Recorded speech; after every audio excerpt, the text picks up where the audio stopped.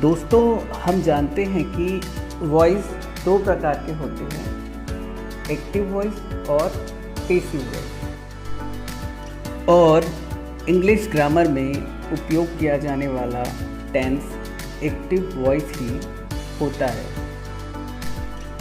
तो दोस्तों, इसके एक्टिव वॉइस या कहें फ्यूचर इंडेफिनिट टेंस के नेगेटिव सेंटेंस का फॉर्मूला होता है सब्जेक्ट प्लस विल या shall plus not plus verb का फर्स्ट फॉर्म प्लस ऑब्जेक्ट और लास्ट में फुल स्टॉप। इसी तरीके से इसके पैसिव वॉइस का फॉर्मूला होता है ऑब्जेक्ट प्लस विल या shall plus not plus be plus verb का third form plus by plus subject और लास्ट में फुल स्टॉप। यहाँ पे दोस्तों सब्जेक्ट का अर्थ होता है कर्ता यानी कि कार्य करने वाला, वर्ब का अर्थ होता है क्रिया यानी कि होने वाला कार्य, और ऑब्जेक्ट का अर्थ होता है कर्म जो कि वाक्य में कर्ता सब्जेक्ट और क्रिया वर्ब को छोड़ करके बचता है। यहाँ पे दोस्तों आप देख सकते हैं कि सहायक क्रिया या कहें हेल्पिंग वर्ब के तौर पे दो सहायक क्रियाएं विल या शैल का उपयोग किया जाता है। वैसे तो आजकल के इस दौर में केवल विल का ही उपयोग किया जाता है, पर मैं आपको शैल का उपयोग भी बताना चाहूँगा ताकि आप दोनों के प्रयोग जानें और अपनी स्वेच्छा से या तो विल का उपयोग करें या फिर दोनों का उपयोग करें। यहाँ पे दोस्तों विल का उपयोग किया जाता है यदि आपका सब्जेक्ट यानी कि कर्ता you, they, plural, he, she, it, name और सिंगुलर हो। इसी तरीके से दोस्तों शैल का उपयोग किया जाता है यदि आपका सब्जेक्ट आई और वी हो। इसके बाद हम दोस्तों इसे कुछ एग्जाम्पल यानी कि उदाहरण के माध्यम से समझने वाले हैं, तो पूरी वीडियो आप ध्यान से ज़रूर देखना और हमारे इस चैनल को सब्सक्राइब ज़रूर करना। और अगर आपने अभी तक ये वीडियो लाइक नहीं किया है तो लाइक ज़रूर कीजिएगा। तो आगे बढ़ते हैं। तो दोस्तों हमारे एक्टिव वॉइस का पहला उदाहरण है मैं कचरा नहीं फेंकूंगा। यहाँ पे दोस्तों कर्ता यानी कि सब्जेक्ट यानी कि कार्य करने वाला है मैं, जिसे हम इंग्लिश में कहते हैं आई। क्योंकि दोस्तों यदि प्रश्न पूछा जाए कि कौन कचरा नहीं फेंकेगा तो जवाब आता है मैं यानी कि आई। तो दोस्तों अगर आप फॉर्मूले में ध्यान से देखें इसके, तो पहला सब्जेक्ट हमने यहाँ पे लिख लिया है जो कि है आई। उसके बाद में है विल या शैल जो कि हमारा हेल्पिंग वर्ब हुआ करती है, जिसके बारे में मैंने आपको अभी थोड़ी देर पहले बताया था। तो दोस्तों वहाँ पे हमने देखा था कि यदि आपका सब्जेक्ट आई हो तो शैल का उपयोग हेल्पिंग वर्ब के तौर पे किया जाता है, और आप चाहे तो आजकल के ग्रामर के हिसाब से शैल और विल दोनों की जगह केवल विल का भी उपयोग कर सकते हैं। उसके बाद दोस्तों फॉर्मूले में आप देख सकते हैं, उसके बाद है आपका नॉट। उसके बाद है दोस्तों आपका वर्ब का फर्स्ट फॉर्म। दोस्तों वर्ब का अर्थ होता है क्रिया यानी कि होने वाला कार्य। तो यहाँ पे अगर आप इसके हिंदी के उदाहरण को देखें तो होने वाला जो कार्य है वो क्या है दोस्तों, वो है आपका फेंकना। मैं कचरा नहीं फेंकूंगा, तो यहाँ पे जो क्रिया है वो क्या है, फेंकना, मतलब होने वाला काम है फेंकना, जिसे हम इंग्लिश में कहते हैं थ्रो। तो यहाँ पे फॉर्मूले में उसका फर्स्ट फॉर्म दिया गया है तो दोस्तों वर्ब के 3 फॉर्म होते हैं, प्रेजेंट जिसे फर्स्ट फॉर्म कहा जाता है, पास्ट जिसे सेकंड फॉर्म कहा जाता है, और तीसरा होता है पास्ट पार्टिसिपल जिसे थर्ड फॉर्म कहा जाता है। तो इसका जो फर्स्ट फॉर्म होता है वो होता है आपका थ्रो यानी कि फेंकना, और इसका पास्ट फॉर्म होता है आपका थ्रू जिसे हम बोल सकते हैं फेंका, और इसका पास्ट पार्टिसिपल यानी कि थर्ड फॉर्म होता है आपका थ्रोन यानी कि फेंक चुका। यहाँ पे दोस्तों हमें वर्ब का फर्स्ट फॉर्म यूज़ करना है जो कि है आपका थ्रो। उसके बाद दोस्तों आप फॉर्मूले में देख सकते हैं आपका है ऑब्जेक्ट। ऑब्जेक्ट क्या होता है? थोड़ी देर पहले मैंने आपको बताया था ऑब्जेक्ट वो होता है जो वाक्य में कर्ता, सब्जेक्ट और क्रिया वर्ब को छोड़ करके बचता है। तो दोस्तों यहाँ पे आई यानी कि मैं हुआ आपका सब्जेक्ट, थ्रो यानी कि फेंकना हुआ आपका क्रिया वर्ब। तो बचता क्या है दोस्तों? जो बचता है वो है आपका कचरा जिसे हम इंग्लिश में कहते हैं गार्बेज। तो हमारा ऑब्जेक्ट यानी कि कर्म हुआ आपका कचरा यानी कि गार्बेज। इसे हम द गार्बेज लिखेंगे क्योंकि किसी विशेष कचरे के बारे में बात की जा रही है जिसे ही फेंका जाएगा, सारी नहीं, उस खास कचरे के बारे में। तो इसलिए यहाँ पे द का उपयोग किया जा रहा है। द आर्टिकल में यूज़ होता है, इसके बारे में हम आर्टिकल की एक सीरीज़ पढ़ेंगे आने वाले समय में कभी, तो उस पर चर्चा करेंगे। तो यहाँ पे हम ऑब्जेक्ट के तौर पे यूज़ करेंगे द गार्बेज, ठीक है।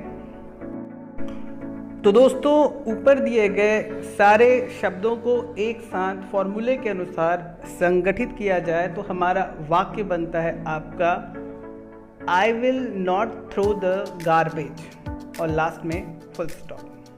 पैसिव वॉइस के रूप में इसे लिखेंगे कचरा मेरे द्वारा नहीं फेंका जाएगा। तो आप यहाँ पे देख सकते हैं कि पैसिव वॉइस जो होता है वो ऑब्जेक्ट से शुरू होता है जो कि है हमारा द गार्बेज।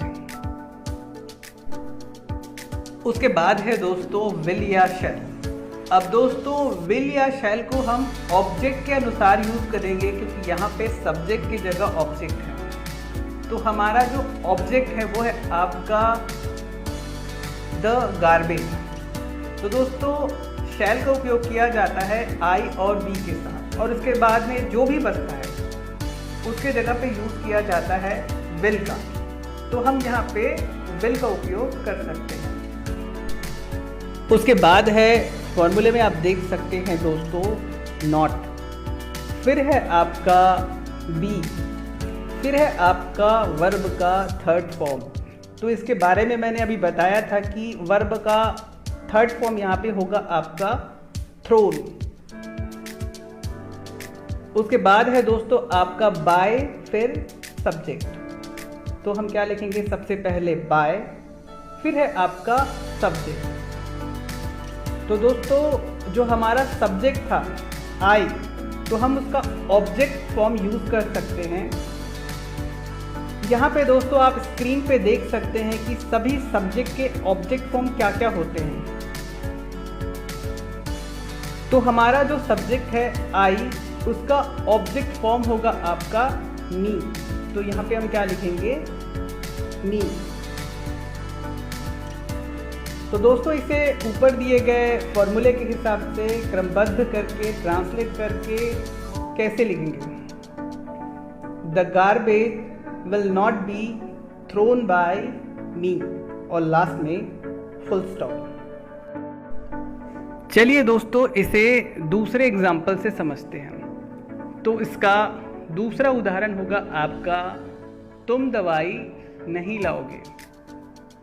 तो दोस्तों यहाँ पे सब्जेक्ट यानी कि कर्ता यानी कि कार्य करने वाला है आपका तुम यानी कि यू, जो कि फॉर्मूले में सबसे पहले है, आप देख सकते हैं। फिर आप देख सकते हो दोस्तों फॉर्मूले में है आपका विल या शैल। तो यदि आपका सब्जेक्ट यू हो तो उसके लिए हम विल का उपयोग करते हैं, और जैसे कि मैंने कहा कि सभी के साथ विल का उपयोग कर ही सकते हो, तो आप विल का उपयोग यहाँ पे करोगे ही, ऑब्वियस सी बात। उसके बाद है दोस्तों फॉर्मूले में आपका नॉट, तो क्या यूज़ करेंगे हम यहाँ पे नॉट। उसके बाद है दोस्तों आपका वर्ब यानी कि क्रिया, वर्ब का फर्स्ट फॉर्म फॉर्मूले में आप देख सकते हैं। तो यहाँ पे हमारा जो वर्ब है यानी कि क्रिया यानी कि होने वाला कार्य है आपका लाना, जिसे हम इंग्लिश में कहते हैं ब्रिंग।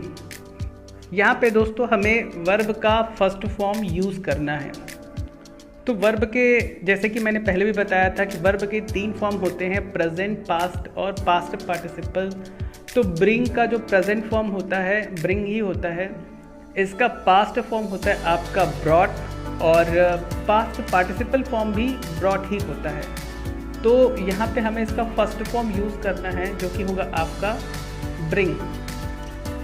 उसके बाद होता है दोस्तों आप देख सकते हो फॉर्मूले में क्या है आपका ऑब्जेक्ट, जो कि है आपका दवाई, जिसे हम कहते हैं मेडिसिन। तो हमारा ऑब्जेक्ट होगा आपका मेडिसिन। ये कैसे पता चला? मैंने पहले बताया था दोस्तों, ऑब्जेक्ट यानी कर्म वो होता है जो वाक्य में कर्ता, सब्जेक्ट और क्रिया वर्ब को छोड़ करके बचता है। तो यहाँ पे तुम यानी कि यू हुआ आपका सब्जेक्ट, लाना यानी कि ब्रिंग हुआ आपका वर्ब यानी कि क्रिया। इन दोनों को आप आसानी से समझ सकते हो क्योंकि सब्जेक्ट यू इसलिए हुआ क्योंकि अगर आप पूछते हो कौन दवाइयाँ नहीं लाएगा तो क्या जवाब आता है? तुम। इसलिए सब्जेक्ट हुआ आपका यू। लाना क्रिया है, जो काम होता है उसे हम वर्ब यानी कि क्रिया कहते हैं। तो हमारा वर्ब हुआ आपका ब्रिंग। तो बचता क्या है दोस्तों? जो बचता है वो है आपका दवाई, जिसे हम इंग्लिश में कहते हैं मेडिसिन। यहाँ भी हम द मेडिसिन लिखेंगे क्योंकि किसी विशेष दवाई के बारे में बात की जा रही है जिसे लाने की बात यहाँ पे बताई गई है। तो हमारा ऑब्जेक्ट हुआ आपका द मेडिसिन। तो इसे दोस्तों ऊपर दिए गए फॉर्मूले के हिसाब से क्रमबद्ध करके ट्रांसलेट करके कैसे लिखेंगे? You will not bring the medicine और लास्ट में फुल स्टॉप। जब आप इसे पैसिव वॉइस के तौर पे लिखोगे तो लिखोगे दवाई तुम्हारे द्वारा नहीं लाई जाएगी। आप दोस्तों फॉर्मूले में देख सकते हो कि ये जो पैसिव वॉइस होता है वो शुरू होता है आपका ऑब्जेक्ट से, और हमारा जो ऑब्जेक्ट होता है यहाँ पे वो है आपका दवाई, जो कि है आपका द मेडिसिन। और उसके बाद है फॉर्मूले में दोस्तों विल या शैल। तो मैंने आपको थोड़ी देर पहले बताया था कि यदि आपका सब्जेक्ट आई और वी है वो तभी आप शैल का उपयोग करोगे, बाकी के साथ आप विल का उपयोग करोगे। तो यहाँ पे दोस्तों हमारा जो सब्जेक्ट है वो आई और वी नहीं है, तो हम यहाँ पे विल का उपयोग करेंगे। तो यहाँ पे क्या हुआ, हमारा हेल्पिंग वर्ब विल। उसके बाद आप फॉर्मूले पे देख सकते हो दोस्तों जो कि है आपका नॉट। तो क्या लिखेंगे हम यहाँ पे नॉट। फिर है आपका बी। फिर है आपका वर्ब का थर्ड फॉर्म जो कि है आपका ब्रॉड। मैंने थोड़ी देर पहले ब्रिंग के यानी कि लाना शब्द के तीनों फॉर्म बताए थे, प्रेजेंट, पास्ट, पास्ट पार्टिसिपल, जिसका वर्ब का थर्ड फॉर्म था आपका ब्रॉड। तो क्या लिखेंगे हम यहाँ पे ब्रॉड। फिर है दोस्तों आपका बाय फॉर्मूले के हिसाब से। उसके बाद फॉर्मूले में है आपका सब्जेक्ट। तो ये भी मैंने बताया था कि जो सब्जेक्ट होता है उसका ऑब्जेक्ट फॉर्म यूज़ किया जाता है। तो हमारा जो सब्जेक्ट यहाँ पे है यू का ऑब्जेक्ट फॉर्म यू ही होता है। आप देख सकते हैं पीछे जा कर के जो मैंने सभी सब्जेक्ट के ऑब्जेक्ट फॉर्म आपको बताए थे। तो हमारा सब्जेक्ट क्या हुआ यहाँ पे, यू खुद ही होगा, ठीक है। तो इसे जब हम ऊपर दिए गए फॉर्मूले के हिसाब से क्रमबद्ध करके ट्रांसलेट करके लिखते हैं तो कैसे लिखेंगे? The medicine will not be brought by you और लास्ट में फुल स्टॉप।